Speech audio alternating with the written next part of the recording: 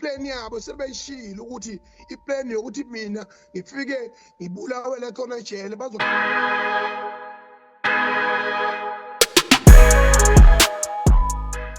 Hello everyone, Hobres ukulakho lwambahle.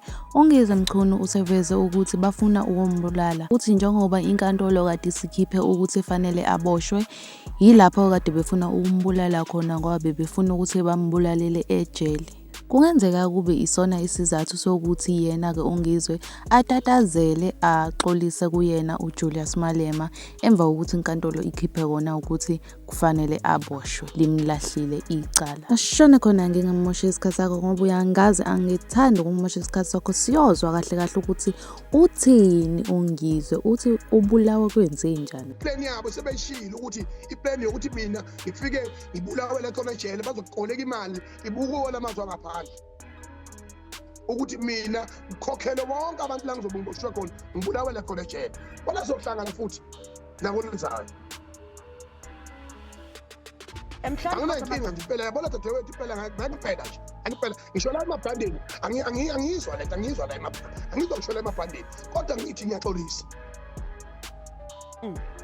Siqhubeka thina simashe silulwele izwe loba bamkhulu bethu ngoba lona solulwele khona peaceful futhi ayikho nento eyodwa ezokwenzeka ngisho la ngomhla ka-30 ngeke kufike ngisho iglass uNkulunkulu noba bamkhulu bethu bavukile abantu beni nabaholi balelizwe bazosiqiniseko sokuthi yonke into siyenza ngokomthetho sisekelo wethu laseNingizimu Afrika. Asihlehli mangiyobe ngiphakathi ngifile my spirit will rise again.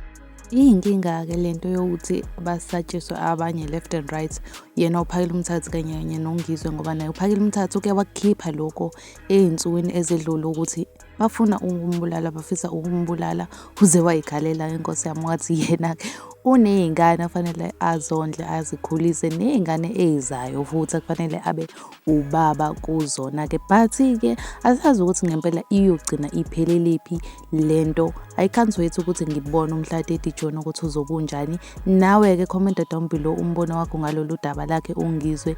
Engabe ngempela Ungizwe uxolise ngoba esaba ukuthi uyabulawa noma ubexolisa ngoba esaba ukuboshwa. But-ke sivala la ivideo namhlanje sibeka unqi. I really hope so enjoyile ivideo namhlanje. If you enjoyed, make sure you smash lo like button, uphinde smash nalo subscribe button, and mina-ke ngizohlezi njalo ngik-update ngezinto ezenzakalayo, and I will see you in the next video. Bye.